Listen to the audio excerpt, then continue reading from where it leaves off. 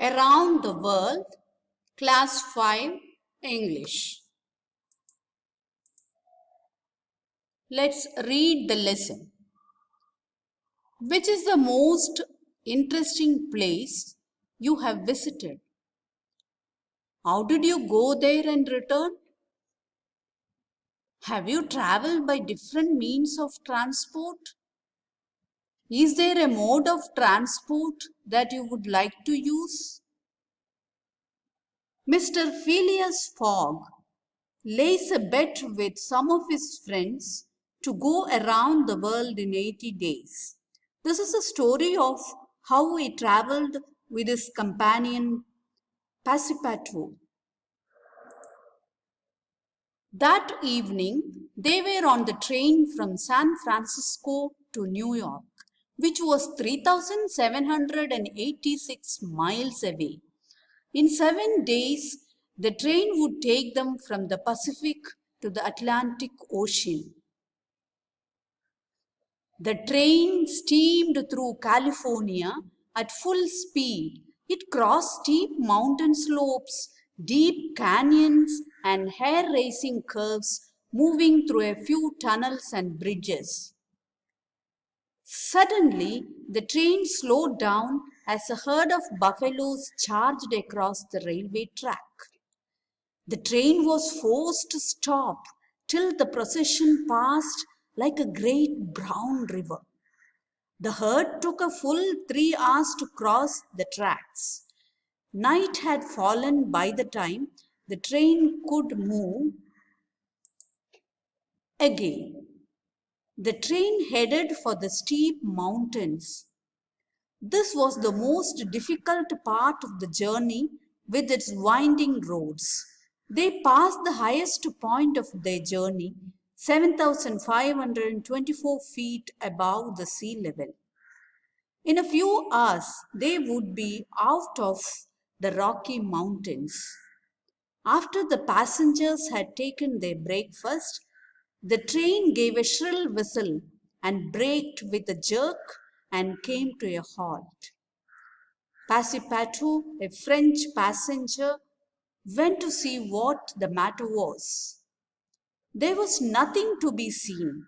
The train had halted in the middle of nowhere. There was no station in sight. He heard the signal man say, "The train can't go on. The bridge near the medicine bow won't support the weight." It was a suspension bridge and some of its cables were broken. The driver of the train said, "Perhaps there is a chance of getting across the bridge by letting the train proceed at the maximum speed." "All aboard," said the conductor. The passengers got on the train and the driver reversed the train for nearly a mile. Then he gave another whistle. The train began to move forward so fast that it was frightening.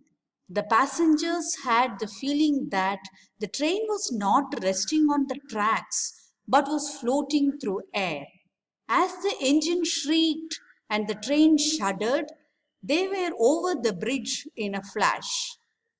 As soon as they passed over the Medicine River, the bridge crashed down into the raging waters below. The train continued its course that evening without interruption. As the train moved forward the next day, it was suddenly attacked by hundreds of Sioux Indians, a tribe of native Red Indians. Many of them appeared from all the sides, jumped on to the moving train, and pulled themselves up the steps. They were armed with rifles. Some of the travelers had revolvers. They defended themselves bravely by answering with pistol shots. The conductor cried out, "The train must be stopped or we are lost." "I'll go," said Passepartout. He opened a door and unseen by the Red Indians, he slipped under the racing train and holding on to the chains, he slowly reached the engine. Then he separated the engine from the coaches. They started to slow down. They had neared a station where soldiers, attracted by the sound of shots, hurried towards the train.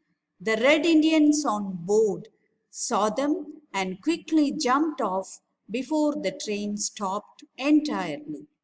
Written by Jules Verne.